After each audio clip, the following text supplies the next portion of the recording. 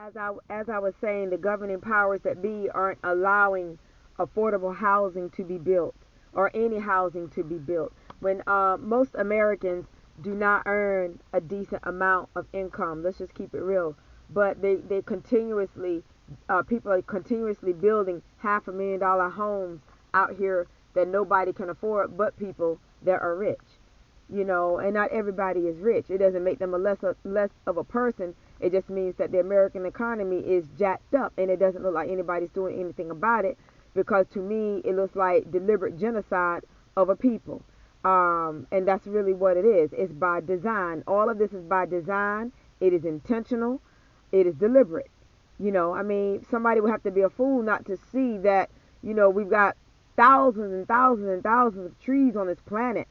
But the only thing that people have sense enough to do is cut them down just to build $500,000 homes that the general working class people out here, 9 to 5ers, and people that go in from 7 to whatever your hours are, that just work, regular jobs, they can't afford it. You know what I'm saying? But see, it's all by design. It's all by design. But now it's like people who have even gone to college, they can't even find decent work. you know, it's, something needs to be done about this for real. The whole purpose for a lot of people, I believe, and I'm not sure, I can't speak for everybody, but I know I would speak for myself, of going to college to obtain a degree or some type of trade, or certificate or whatever you want to call it, was to be able to get a job so that they didn't have to work around a certain class of people. Now, I just tell it like it is. I mean, who wants to go to college to get a degree to go work around people that are not business minded, that are not job oriented, that are not hard workers, that are not thorough workers, that are not professional? That's at the top of the list, that are not professional. I think a lot of people, they went to school to get degrees because they wanted to work in professional environments. And professional environments do not always involve a desk and a phone and a computer. A professional environment, to me, consists of people that are about business and are about being decent and fair and not judgmental and not hating on folks because they look better than them or they have more education than them or they dress better than them. That's just how I feel about it.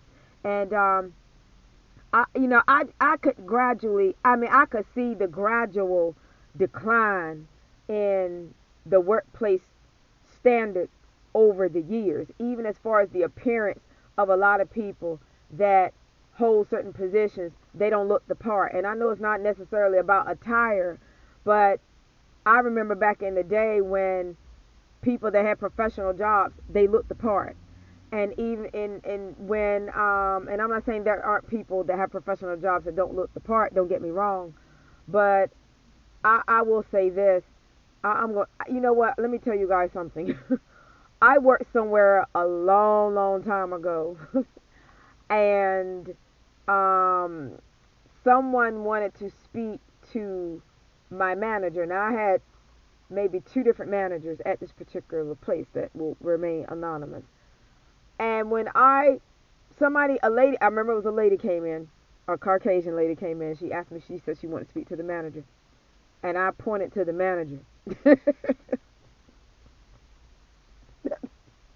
I'm sorry, y'all. That lady looked at me and she said, "That's your manager?"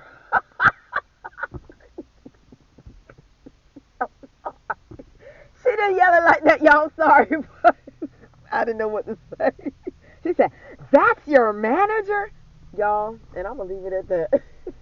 I'm telling you, hey, I know it's not always about appearance, but because it should be about the substance of the person, but that particular person wasn't a good manager anyway. But I'm just saying, you guys, it's like there are no standards anymore. And I'm not talking about anybody specific out there, so don't come for me. And I'm not talking about everybody. I'm just talking about what everybody else is thinking. That, nothing is like it used to be. Especially for those of us that remember when you had to get up early in the morning to go look for a job and you put on your best looking clothes and you tried to look your best. And a lot of folks, you did look your best. they had this saying, early bird gets the worm. And people would meet you face to face, and they would get an impression of you, and they would hire you based off of, how they felt about you as it pertained to how things went in the interview and how they felt about your character and your personality. Now it's like everything is like just bring people in a bunch, in a group, and they don't know what's in that group. You might have some good apples, you might have some rotten apples. It don't matter. Nowadays, just throw everybody under the same roof, and it don't matter. You know what I'm saying? I mean, it's like standards are just at an all-time low nowadays. I'm not saying it's everybody, so don't come for me. But I'm just saying, just looking across the broad spectrum of things and across the board, it's like this world is totally on the flip side now. It is nothing like it used to be. Nothing like it used to be. I don't even see the type of folk that I used to see. I can remember when, and I've had professional jobs too, and I remember when I would see people in suits and ties and briefcases and just going about this, that, and the third, and people, they actually they try to put themselves together. But nowadays, we just live in a different type of world.